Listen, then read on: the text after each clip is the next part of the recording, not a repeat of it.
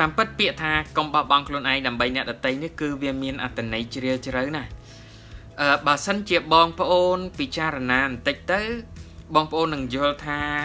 យើងមិនបានជ្រើសរើសនៅអ្វីដែលជាចំណូលចិត្តរបស់យើងទេយើងបែរជាជ្រើសរើសដើម្បីបំពេញបំណងអ្នកដទៃទៅវិញបាទសួស្តីបងប្អូនទាំងអស់គ្នាសូមស្វាគមន៍ដែលចូលមកកាន់វីដេអូឃ្លីបរបស់ខ្ញុំថ្ងៃនេះខ្ញុំចេញវីដេអូឃ្លីបមួយទៀតដើម្បីលើកទឹកចិត្តបងប្អូនបន្ថែមក៏ដូចជាតម្រង់ទិសទៅដល់បងប្អូនមួយចំនួនដែលគាត់ធ្វើការងារសពថ្ងៃហ្នឹងគឺដើម្បីតែបំពេញបំណងរបស់អ្នកដទៃឧទាហរណ៍ដូចខ្លះគាត់ធ្វើការងារដើម្បីបំពេញបំណងអ្នកផ្ទះរបស់គាត់ធ្វើការងារដើម្បីបំពេញបំណងឪពុកម្ដាយរបស់គាត់ឬក៏គាត់ធ្វើការងារដើម្បីបំពេញបំណងថៅកែរបស់គាត់បាទក៏ដូចជាបងប្អូននិស្សិតមួយចំនួនដែលគាត់សម្រេចចិត្តថារៀននៅលើមុខវិជ្ជាអ្វីមួយគឺគាត់អត់បានសម្រេចចិត្តខ្លួនឯងគាត់អត់បានរកអ្វីដែលជាចំណូលចិត្តខ្លួនឯងទេគាត់រៀនទៅតាមការជ្រើសរើសរបស់ឪពុកម្ដាយរបស់អាណាព្យាបាលរបស់គាត់ឬក៏ទៅតាមចំណូលនៃសង្គមបាទហេតុអីបានជាខ្ញុំលើកពាក្យថាកុំបោះបង់ខ្លួនឯងព្រោះតែអ្នកដទៃនេះពីព្រោះថាទីបំផុតត្រីរស់ក៏រួចទន្សាយក៏រួចប្រសិនបើអ្នកទាំងអស់គ្នាព្យាយាមធ្វើដូច្នេះមែនខ្ញុំលើកឧទាហរណ៍មួយថាបើសិនជាអ្នកទាំងអស់គ្នាចូលចិត្តធ្វើ YouTube ហើយអ្នកទាំងអស់គ្នាត្រូវបាននរណាម្នាក់ស្នើឲ្យអ្នកទាំងអស់គ្នាទៅធ្វើជាគណនេយ្យករវិញដើម្បីសម្របទៅតាមការស្នើសុំមួយនេះអ្នកទាំងអស់គ្នាសុខចិត្តកាត់ចិត្តបោះបង់ការងារ YouTube ហើយឆ្ពោះទៅចាប់យកការងារជាគណនេយ្យករជំនួសវិញជាលទ្ធផលការងារ YouTube ក៏អ្នកទាំងអស់គ្នាមិនបានធ្វើការងារគណនេយ្យករក៏អ្នកទាំងអស់គ្នាធ្វើមិនបានល្អហើយនៅក្នុងចិត្តរបស់អ្នកទាំងអស់គ្នាចេះតែគិតថា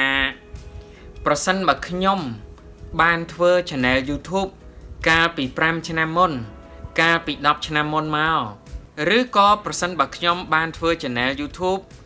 តាមក្តីប្រាថ្នារបស់ខ្ញុំពិតមែននោះប្រហែលជាពេលនេះខ្ញុំមាន Channel មួយ 100k Subscriber បាត់ទៅហើយបាទឧទាហរណ៍បញ្ជាក់មកវិញប្រសិនបើអ្នកទាំងអស់គ្នាស្រឡាញ់ការងារជាគណនេយ្យករណាស់ចង់រៀនគណនេយ្យករណាស់ស្រាប់តែត្រូវបានឪពុកម្ដាយឬនរណាម្នាក់ស្នើថាកុំរៀនគណនេយ្យករអីទៅរៀនពេទ្យវិញទៅធ្វើជាពេទ្យទៅវិញទៅរៀនដុកទ័រអីវិញហ្នឹងគឺល្អជាងបាទអ្នកនរគ្នាសុខចិត្តចំណាយការលះបង់នៅក្តីស្រឡាញ់របស់ខ្លួនដែលចង់ក្លាយជាគណនេយ្យករដ៏ពូកែនោះបាទសុខចិត្តទៅរៀនដុកទ័រតាមការស្នើសុំរបស់គ្រួសាររបស់ឪពុកម្ដាយទីបំផុតអ្នកទាំងអស់គ្នាអត់បានរៀនទាំងគណនេយ្យករឲ្យពូកែអ្នកទាំងអស់គ្នារៀនពេទ្យក៏រៀនមិនបានចប់គឺដោយសារតែអ្នកទាំងអស់គ្នាចេះតែអង្គុយសម័យថាបើសិនជាអ្នកទាំងអស់គ្នាបានរៀននៅក្នុងផ្នែកគណនេយ្យវិញមិនដឹងជាអ្នកទាំងអស់គ្នាសប្បាយចិត្តយ៉ាងណានោះទេបាទអញ្ចឹងសរុបមកវិញនៅក្នុងវីដេអូឃ្លីបរបស់ខ្ញុំថ្ងៃនេះគឺខ្ញុំចង់ឲ្យអ្នកទាំងអស់គ្នាធ្វើអ្វីដែលអ្នកទាំងអស់គ្នាគិតថាជាចំណូលចិត្តពិតប្រាកដរបស់អ្នកទាំងអស់គ្នាមិនថានៅក្នុងជីវិតនៃការរស់នៅរបស់អ្នកទាំងអស់គ្នានៅពេលបច្ចុប្បន្ននេះទេគឺអ្នកទាំងអស់គ្នាត្រូវរកឲ្យឃើញថាអ្នកទាំងអស់គ្នាចូលចិត្តអ្វីចូលចិត្តអាជីពអ្វីចូលចិត្តការងារអ្វីចូលចិត្តរកស៊ីមុខរបរអ្វី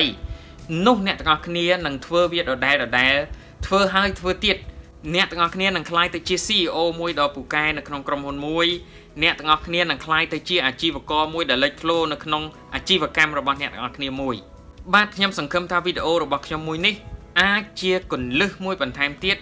ដើម្បី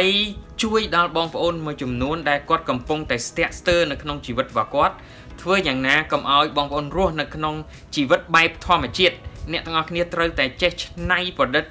នៅក្នុងជំនាញក៏ដូចជាចំណូលចិត្តរបស់បងប្អូនដើម្បីយកអាចំណូលចិត្តរបស់បងប្អូននោះ